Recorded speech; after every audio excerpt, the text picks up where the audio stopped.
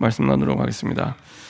참 좋으신 하나님 감사드립니다. 우리가 부른 찬양의 고백대로 주님이 우리에게 주신 그 구원의 사랑은 한도 끝도 없는데 날마다 그 주님을 찬양하며 주의 공로를 의지하며 이제는 전도와 선교와 세계복음화의 언약의 여정을 힘있게 걸어가는 새로운 시작될 수 있도록 인도하여 주옵소서. 전도와 선교 속에서 우리의 삶이 시작되고 진행되고 인도받을 수 있도록 우리의 눈을 열어주시고 우리의 귀를 열어주셔서 선교가 기준이 되어 달려가는 우리의 삶과 인생이 될 수 있도록 축복하여 주옵소서.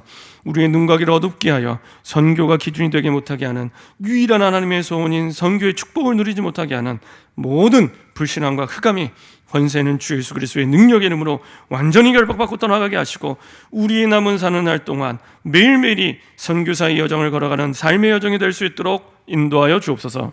감사드리며 예수 그리스도의 이름으로 기도합니다. 아멘. 우리 저기 계신 분들과 인사 한번 하겠습니다. 예수가 그리스도이십니다. 우리 한 번 더 인사드리겠습니다. 그리스도께서 우리 인생의 모든 문제를 완전히 끝내셨습니다. 우리 한 번 더 인사하겠습니다. 나는 70인 제자입니다. 우리 한 번 더 마지막으로 인사하겠습니다. 나는 선교사입니다. 예, 우리가 고백한 대로 내가 70인 제자구나, 내가 선교사구나, 그 정체성 속에서 이제 모든 걸 시작하시면 됩니다. 그 정체성을 늘 언제나 변함없이 집에 있든지 성전에 있든지 내가 직장에 있든지 길을 걸어갈 때든지 언제든지 나는 70인 제자다, 나는 선교사다. 선교사가 저기 멀리, 오늘은 특별히 아프리카인데요, 제일 멀리서 오시는 선교사님입니다. 저기 멀리 아프리카에서 오시는 분만 선교사가 아니라 나를 선교사로 부르셨다. 그러면 됩니다. 그 속에서 우리의 진짜 삶이 시작이 됩니다. 그 속에서 진짜 삶이 시작됩니다. 매년 제가 대학 청년부를 오랫동안 교회에서 맡아왔었습니다. 그럴 때마다 이제 어느 날 제가 이렇게 기도하다가 어떻게 하면 우물안 개구리 같은 대학 청년들이 외치는 말만, 구호만이 아니라 진짜 세계를 바라보면서 선교사의 사명을 감당할 수 있을까라고 고민을 하다가 이제 하나님이 조금씩 지혜를 주시더라고요. 첫 번째로 지혜 주신 거는 일단 항상 새해를 시작하면서 이 땅을 밟은 선교사님들의 현장에 가야겠다 해서 매년 제가 그 대학 청년부를 맡고 있을 때는 그 대학 청년부 임원의 첫 번째 교회 행사는 그 선교사님들이 계신 양화진을 방문하는 것입니다. 양화진에 가면 외국인 선교사 묘역이 있습니다. 양화진에 외국인 선교사 묘역을 가서 우리가 어느 날 갑자기 예수 믿고 하나님 자녀 돼서 어마어마한 축복받은 게 아니라 누군가 전달해주는 선교사님이 계셨기 때문에 이 땅에 흑암에 앉아있던 우리나라의 백성이 정말로 복음의 빛이 비추어져서 정말로 말도 안 되는 세계 역사에 유례가 없는 100년의 짧은 교회사 동안에 가장 빛나는 복음의 역사를 쓸 수 있었던 그 비밀이 이 땅에 아무 조건 없이, 정말로 아무 이유 없이, 그 시대에는 우리나라가 지도에도 없는 나라입니다. 이해되세요? 지도에도 없는 나라를 그분은 온 거예요. 복음 전하러. 그러니까 중국 왔다가 저 밑에 지도에도 없는 나라인데 나라가 있다더라. 그래서 온 거예요. 일본에 갔는데 저기 바다 건너에 지도에 없는 나라가 하나 있대. 그게 조선이래. 그래서 미지의 땅, 그런 땅으로 해서 밟게 된 겁니다. 이게 너무 신기하고 놀랍지 않으세요? 이건요, 하나님의 은혜 말고는 설명할 길이 없습니다. 그래서 지도에도 없던 나라에 와서 자기의 생명을 드리고, 자기 생명만 드는 게 아니라요, 자기 자녀의 생명까지. 그리고 이 땅을 밟은 그 선교사님들이요, 대부분 언제 왔냐? 20대 때. 그렇죠? 그래서 대학 청년들을 데려가서 보여주는 겁니다. 봐라, 가장 빛나는 인생, 가장 멋있는 인생, 가장 위대한 인생, 가장 가치 있는 인생이 어떤 인생인지를 한번 봐라. 말로 듣는 게 아니라 봐라. 거기 가보면은 이쪽 선교사 묘역의 한쪽 부분에, 저 끝에 부분에 가면은 그 조그마한 십자로 된 그 묘지들이 있습니다. 보니까 그 선교사님들이 데리고 왔던 자녀들, 그 다음에 이 땅에서 태어난 선교사님 자녀들 가운데 어렸을 때 아기 때 죽은 아이들의 무덤이 있습니다. 그 참 얼마나 그 선교사님들 입장에서는 가슴 아픈 일이겠습니까? 훨씬 의료가 발달한 미국에 있었더라면, 유럽에 있었더라면 살 수 있는 자녀들입니다. 그런 자녀들을 사실은 잃어가면서까지 이 땅에 와서 복음을 전했다니까요. 그걸 보면요, 제 마음에 그걸 볼 때마다 선교는 양심이다, 양심. 이건 믿음도 아닙니다. 진짜 안다면 양심입니다. 이건 선교를 해야 된다, 안 해야 된다, 그런 차원의 문제가 아닙니다. 이거는 신앙을 가진 사람의 양심입니다. 보면, 가서 보시면 확인이 되더라고요. 그래서 대학 청년들에게 알려주고 싶었어요. 갑자기 우리들이 엄마 아빠 없이 태어난 게 아니라 우리를 태어나게 해준 부모가 있는 것처럼 우리의 신앙을 태어나게 해준 선교사님들이 계시기 때문에 우리가 지금 이 땅에 이렇게 하나님의 축복을 받으며 마음껏 예배드리고 하나님을 찬양하고 기도할 수 있는 축복 속에 우리가 살아온 거다. 그러니까 매년, 일부러 매년 까먹으니까 세상 나면 또 까먹거든요. 또 데려갑니다. 또 가서 보여주고, 그리고 또 가서 보여줘요. 근데 보여주는데 자꾸 까먹어요. 안 되겠다. 그래서 이제 진짜로 선교지에 데리고 가야겠다. 근데 다 직장 다니잖아요. 다 바쁘잖아요. 이제 기도하면서 언제가 좋을까 계속 기도하는 가운데 가만 보니까 구정 때는 힘든데 추석 때는 가능할 것 같아요. 보니까 추석 때는 대학 청년들이요, 명절 때 잘 안 가요. 왜냐? 시집 장가 가라고 잔소리 듣기 싫어서 안 가요. 어디 가냐? 여행 가요. 그래서요, 세계복음화라고 공항 만들어 놓고 이 비행기를 만들어 놨는데 불신자들이 제일 많이 활용해요. 여행 가느라고. 얼마나 억울합니까? 불신자들이 여행 가느라고 제일 많이 활용합니다. 안 되겠다. 요때 대학 청년들 데리고 선교지에 가서 선교 캠프를 해야겠다.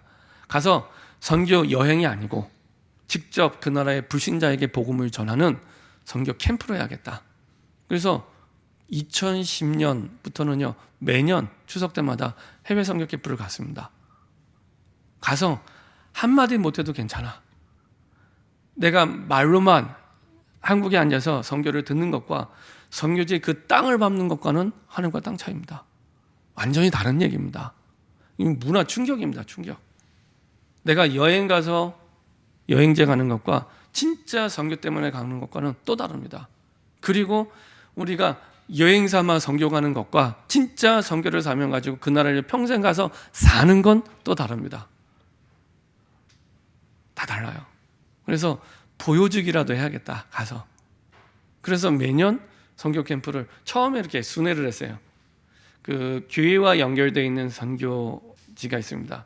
순회를 했습니다. 뭐 중국, 필리핀, 일본, 뭐 말레이시아 계속 순회를 하다가 이렇게 해서는 선교지에 뭐 가는 청년들은 조금 눈은 열리겠지만 선교지에 정말 도움이 되려면 한 나라를 3년 이상은 전도 캠프를 해야지 그 현장에 시스템이 되겠구나 하고 그 다음부터는 또 한 나라를 매년 3년씩 들어갔습니다. 그렇게 해서 어떻게든지 우물안 개구리 같은 신앙에서 세계복음화, 말로만이 아니라 진짜 237개 나라 살리는 주역으로 부름받았다는 확신을 주려고 살아왔습니다. 저는 그걸 보면서 가만 생각하면서 오히려 그 여정들을 통해서 하나님이 진짜 나를, 그리고 우리 대학생 청년들과 그리고 우리 모든 성도들을 세계복음화하는 주역으로 선교사로 부르신 게 맞구나라는 확신이 또 들더라고요. 그렇죠? 똑같은 인생을 살아도 그렇게 인생을 사는 사람은 많지 않습니다. 그렇죠? 똑같은 인생을 살아도 저와 여러분들처럼 성경적인 복음을 알고 전도와 선교 때문에 기도를 하고 예배를 드리는 사람이 전 세계에 몇 사람이나 되겠습니까? 없습니다.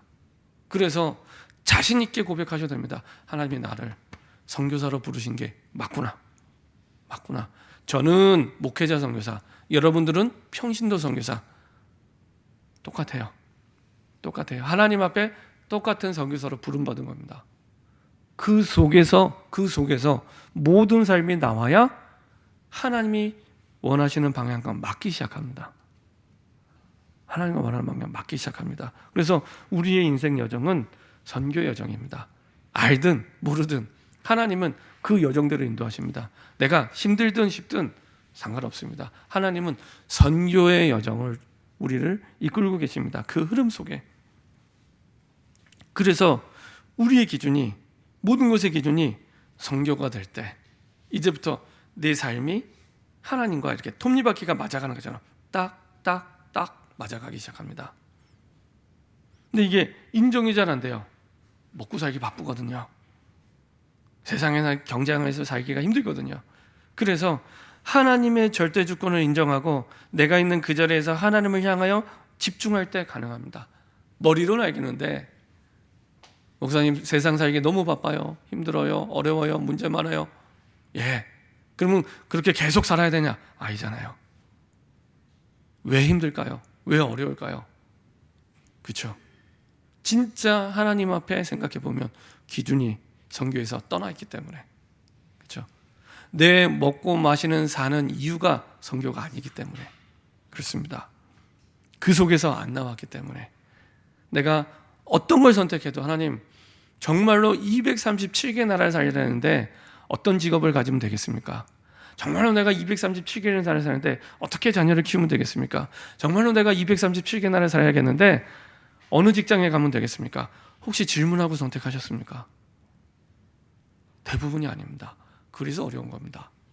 하나님은 선교의 여정을 계속 인도하고 계시는데, 그렇죠? 질문하지 않고 그냥 내가 판단하고 내가 선택하고 내가 형편 따라 결정하는 겁니다. 그래서 지금이라도 하나님을 향하여 집중할 때 하나님은 우리에게 그 부르신 선교사의 신분 따라 권세와 능력을 당연히 주십니다. 자, 그래서 하나님을 향하여 집중할 때, 선교가 모든 것의 기준이 될 때, 그때부터입니다. 그때부터 문제로부터 오는 모든 고통은 선교의 축복으로 바뀝니다. 바뀌는데 중요한 건 누가 바꾸냐? 내가 몸부림치면서 바꾸는 게 아닙니다. 하나님이 바꾸십니다. 굉장히 중요합니다. 하나님이 바꾸십니다. 하나님이 바꾸는. 그래서 인생의 주인이 바뀌게 되는 겁니다. 인생의 주인이 바뀌게 됩니다. 그래서 지금까지는 내가 내 형편 따라, 내 생각 따라, 내 주장 따라, 내 기준 따라 살아왔는데 하나님 기준으로 6월 7일, 8일 렘넌트 사역자 세미나입니다. 평일입니다. 그렇죠? 또 어떻게 직장에서 일하는 분들이 올 수 있겠습니까? 어떻게 여러 가지 형편과 사정으로 평일에 오겠습니까? 그렇죠? 쉬운 일 아닙니다. 근데 선교가 기준이 되고 하나님에 집중할 때 가능하기 시작합니다. 그렇죠? 주인이 바뀌게 됩니다.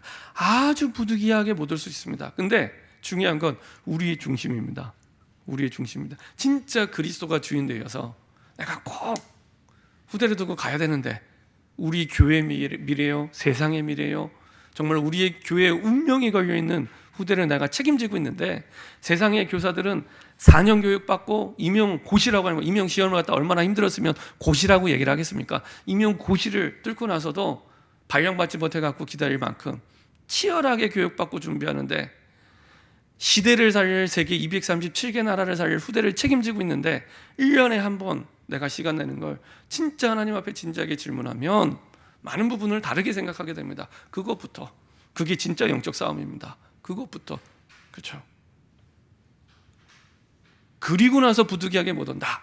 그럼 진짜 더 큰 하나님의 계획이 있습니다.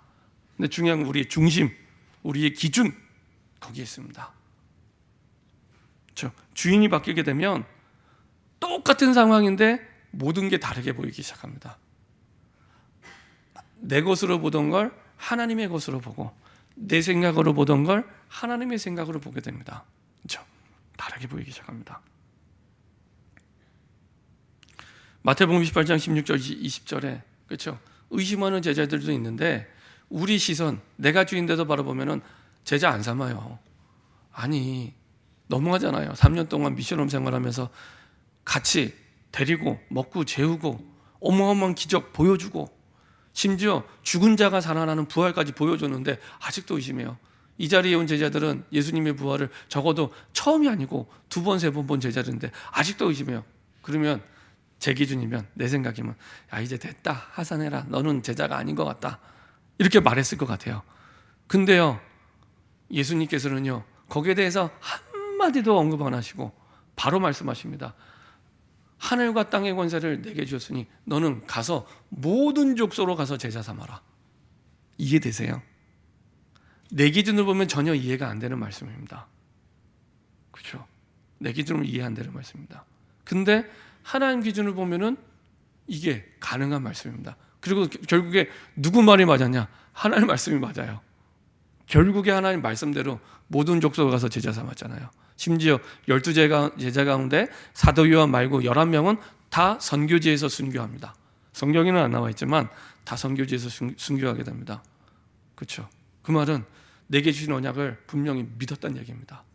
그래서 땅끝 선교지에서 그 12제자 가운데 11명, 반모섬에 유배간 사도 요한 말고는 다 순교하게 됩니다. 그렇죠? 근데 대부분의 사람들은 99%내 생각대로 살아갑니다.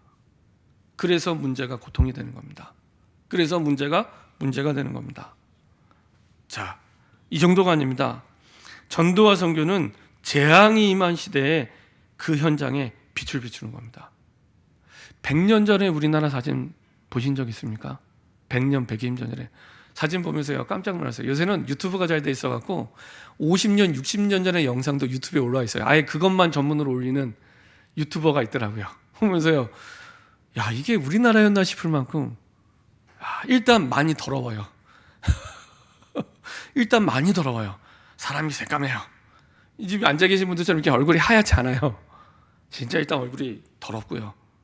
100년 전에 사진 보면 더 까매요. 흑인이라서 까만 게 아니라 완전히 때가 둘로 덮여서 까매요.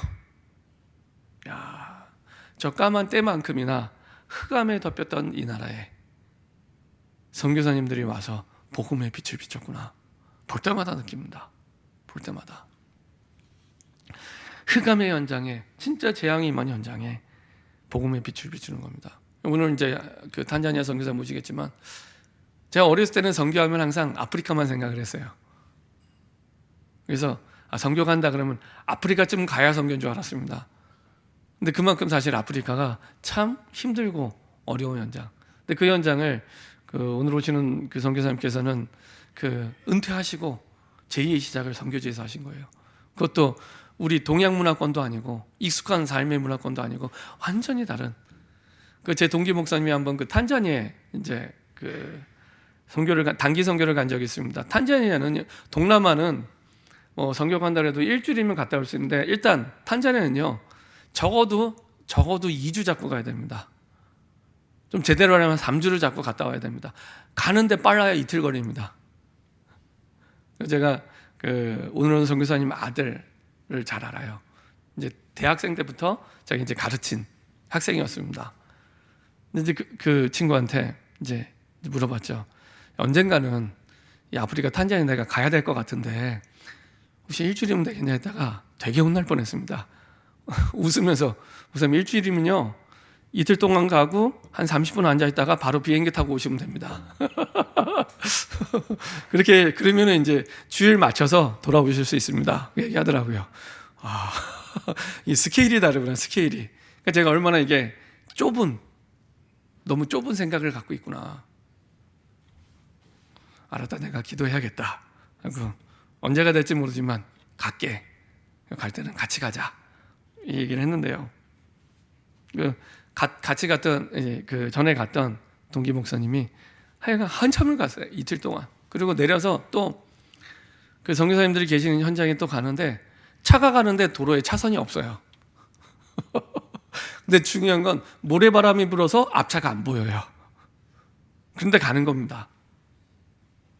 언제 어디서 사람이 튀어나오고 차가 튀어나와서 부딪힐지 몰라요. 근데 가요. 이거 아무 사고 없이 잘 가서 도착해서 이제 3주 사역을 하고 돌아왔대요. 근데 이제 2번은 안 간대요. 그리고 또 가기 전에 말라리아 약 주사도 맞아야 됩니다. 그럼 하루 동안 또 몸살처럼 몸을 앓아요. 백신을 맞아야 되니까 그렇게 말라리아 백신을 맞고 가야 되는 겁니다. 그런 현장 속에서 하나님은 복음의 빛을 비추게 하셔서 진짜 이유도 원인도 모르고 완전히 우상 속에, 저주 재앙 속에 있는 그 땅에 복음의 빛을 비추는 어마어마한 사명을 저와 여러분들에게 주셨습니다. 성경 속에 애굽이 그랬고 바벨론이 그랬고 로마가 그랬습니다. 그렇죠? 애굽을 통해 237개 나라를 살리기 원하셨고, 바벨론을 통해 237개 나라를 살리기 원하셨고, 로마를 통해 237개 나라를 살리기 원하는 계획 속에 하나님은 이스라엘 백성들이 택한 민족으로 세계복음화라고 부르셨는데 안 가니까 노예로 가서라도, 포로로 가서라도 그 나라를 통해 세계복음화 하도록 하나님 인도하셔서, 지금도 마찬가지입니다. 그냥 드리는 말씀이 아니라 정말로 우리에게 와 있는 문제를 가지고 진지하게 237개 나라와 무슨 상관이 있는지 한번 기도해 보세요. 이스라엘 백성들이 언제나 변함없이 문제가 왔을 때 세계복음화랑 상관없이 생각하는 가운데 하나도 문제가 해결되지 않습니다. 그러다가 시대마다 한 사람씩 왜 그 문제를 겪고 있는지 고통의 이유와 답을 주는 사람이 나타나는데 그 사람이 남은 자 르멘트입니다. 그렇죠? 요셉처럼, 사무엘처럼. 그래서 얘기해 주는 겁니다. 너희들의 문제가 지금 와 있는 문제 때문에 문제가 아니라 지금 너희가 죄악에서 회개해서 돌아서서 세계복음화하는 축복을 누릴 수 있도록. 그래서 사무엘상 7장에 보면은 이스라엘 백성들에게 미스바로 모여라. 모이는데 블레셋 때문에 너희가 망하고 무너진 것이 아니라 너희 안에 우상, 그렇죠? 너희 안에 우상, 그거 버리고 이방의 우상과 아스타롯을 버리고 회개하면 하나님께서 너희를 회복시킬 거라고. 그리고 그 언약대로 이스라엘 백성들이 모여서 사실은 그 하나님이 주신 응답 속에 블레셋에서 이기게 하시고, 그리고 나중에는 잃어버린 땅까지 다 회복시키십니다. 그렇게 해서 하나님은 전도와 선교의 문들을 여시고 인도해 주셨습니다. 자, 그래서 여러분들이 정말로 선교사로 부름받은 하나님의 사람이 맞다면 하나님은 당연히 그 사람들에게 393의 축복을 주셔서 그 사명을 이루도록 인도하십니다. 393이 뭐냐? 첫 번째 3은 성삼위 하나님이 평생 영원토록 항상 함께 하십니다. 단 1초도 나를 떠나지 않고, 내가 까먹어도 하나님 잊지 않고, 성부, 성자, 성령의 하나님이 나와 함께. 그렇죠? 근데 그분이 어떤 분이에요? 지난주 주신 말씀대로 하늘과 땅의 관사를 가지고 나와 영원히 함께 하시는 분입니다. 이게 진짜 믿어진다면 우리에게 와 있는 문제와 어려움 때문에 낙심하거나 두려워하지 않습니다. 그렇죠?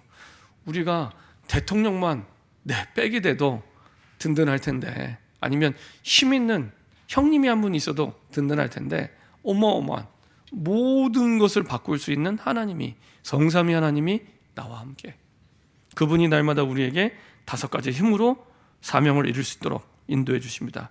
그리고 그 하나님께서 보좌의 축복으로 우리에게 역사하시고 인도하시죠. 보좌의 축복이 뭡니까? 잘 아시는 것처럼 시편 103편 19절에 만유를 왕권으로 다스리는 그 능력입니다. 만유를 왕권으로 다스리는 그 능력, 만물에 존재하는 모든 것들을 하나님이 다스리고 움직이고 계십니다. 왕권으로. 특별히 하나님의 말씀을 통해서 그것들을 이루어 가시는데 그 능력으로, 그 축복으로 함께 하시죠. 그 축복은 시간과 공간을 뛰어넘습니다. 내가 한국에서 기도해도 필리핀, 미국, 아프리카 모든 현장을 살릴 수 있도록 시간 공간을 초월하고 237개 나라에 빛을 비추는 능력입니다. 그 능력이. 그래서 나와 교회와 현장에 이전에도 없었고 이후에도 없을 어마어마한 역사를 이루는 능력을 준비해 놓고 우리에게 주십니다. 왜냐? 선교사니까. 선교사로 부름받았기 때문에. 그래서 삶 시대를 살리는 능력을 우리에게 보여주십니다. 목회자를 통해 교회를 살리고, 중직자를 통해 현장을 살리고, 우리 렘넌트를 통해 미래를 살릴, 그 시대를 살릴 응답을 하나님 우리에게 약속해 주셨습니다. 이런 어마어마한 393의 축복이 우리와 함께 하십니다. 그래서 가서 우리가 뭘 전달하면 되냐? 첫 번째로 당신의 운명을 바꿀 수 있는 길이 있다. 그분이 그리스도다. 사람들은 와 있는 문제와 어려움을 운명이라고 생각합니다. 바꿀 수 없다고 생각합니다. 그 운명을 바꿀 수 있는 길이 있다. 그분이 바로 그리스도다. 그렇죠? 이 성경을 쓴, 이 사도행전을 쓴 저자는 누가입니다. 누가. 네, 생각해 보세요.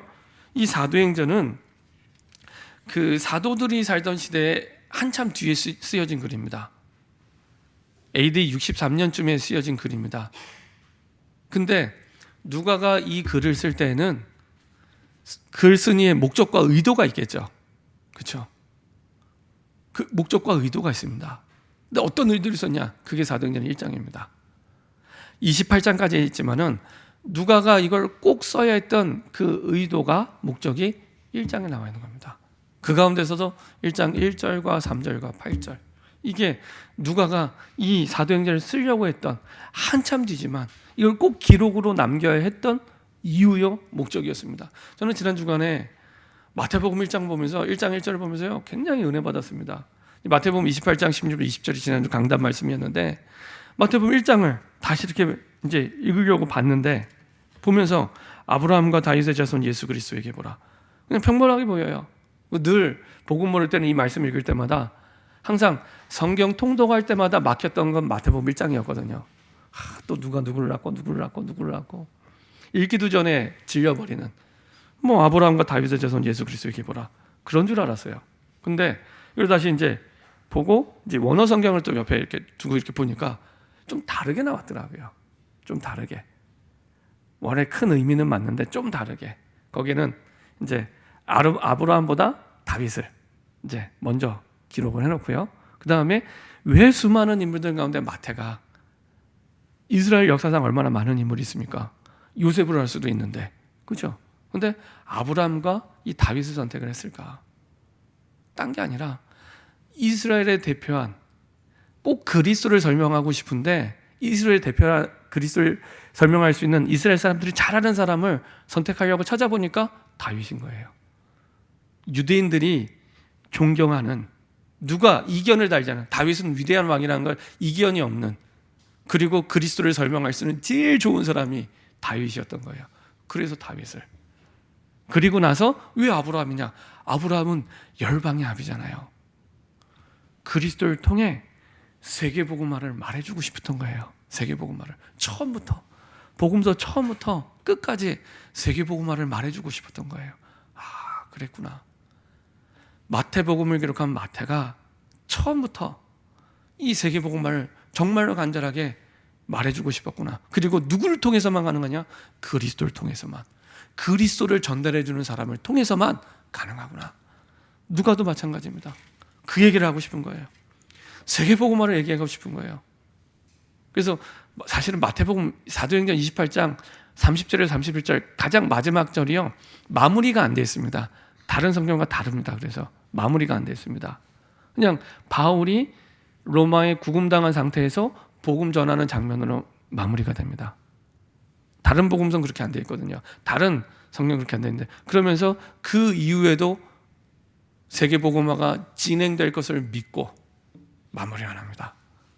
그리고 시작도 사도행전을 통해서 똑같이 마태처럼 그리스도를 통해서 세계복음화 땅끝까지 전달할 것을 두고 이 사도행전을 쓴 겁니다.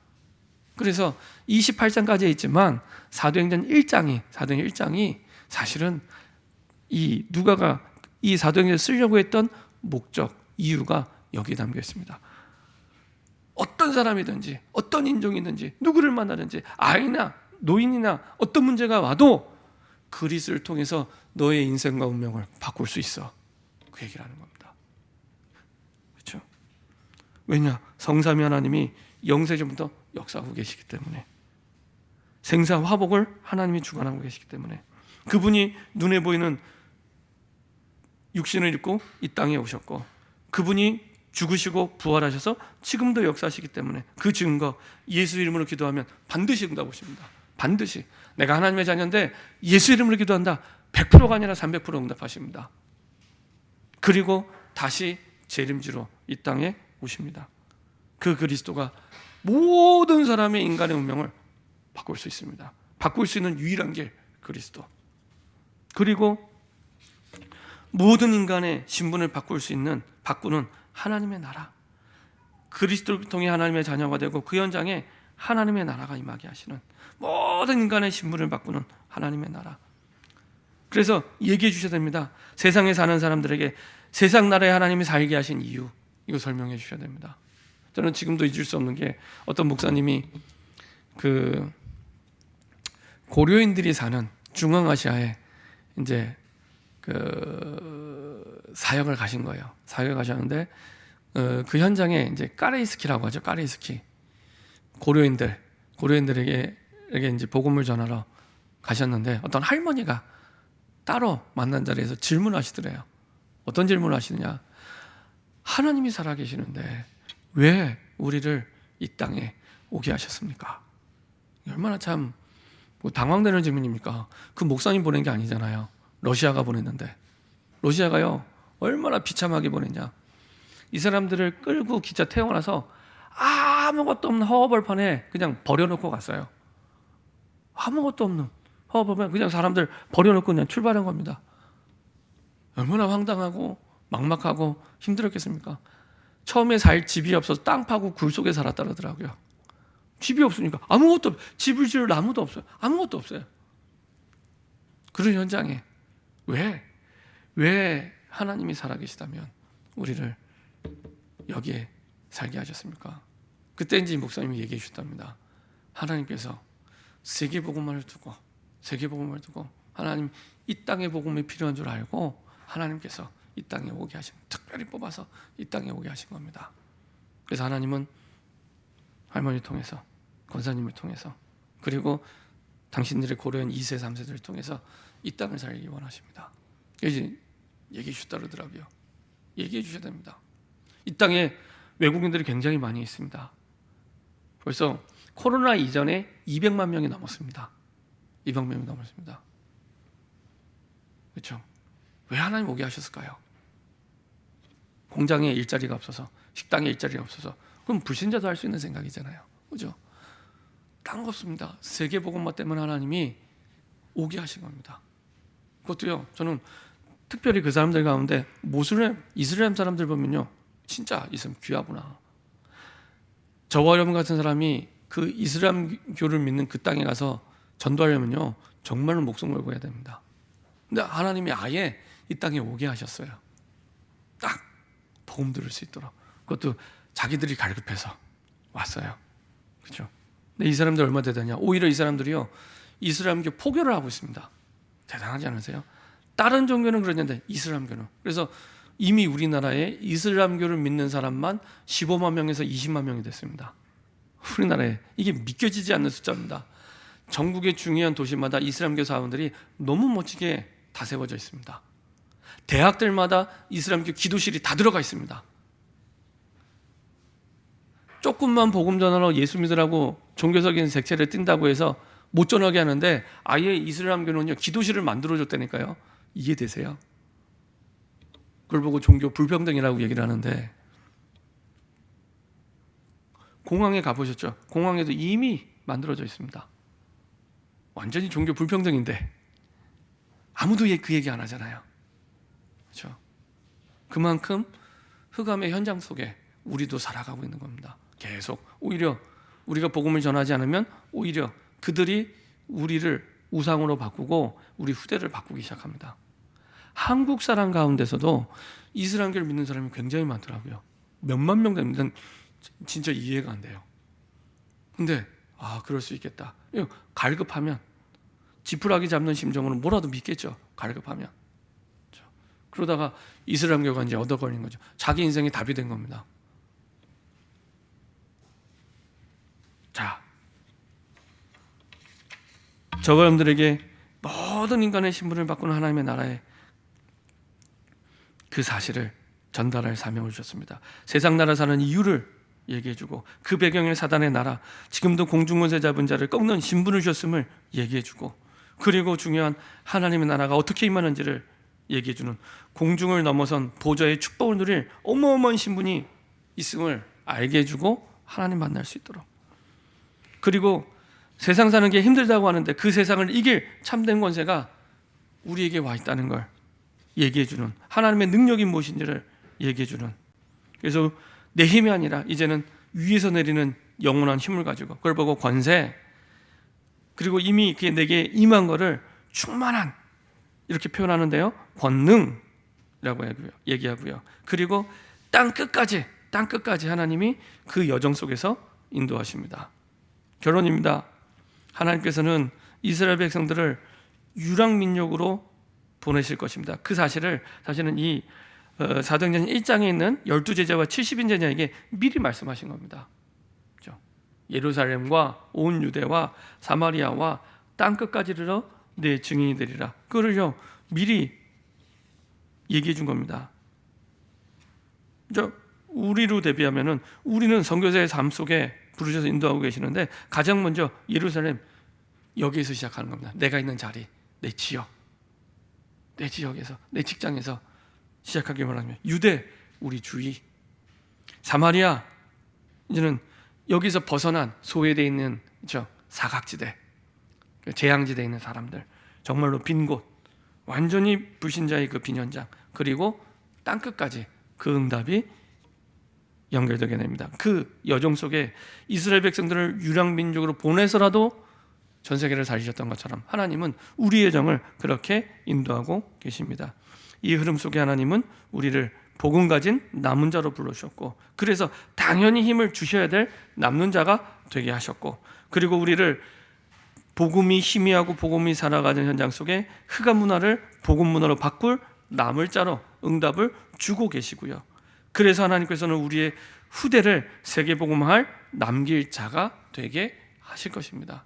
그 여정 속에 하나님이 저와 여러분들을 부르신 겁니다. 이 확신 속에 이제는 세계복음화를 이룰 세 가지 사명을 분명하게 응답받고 전달하는 저와 여러분 되기를 소원합니다. 기도하겠습니다. 하나님 감사드립니다.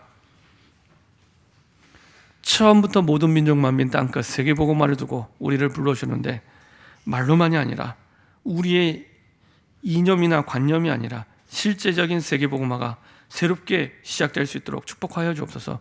우리를 선교사로 부르심을 감사드립니다.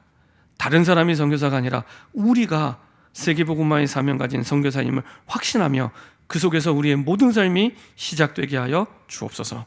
감사드리며 주 예수 그리스도의 이름으로 기도합니다. 아멘.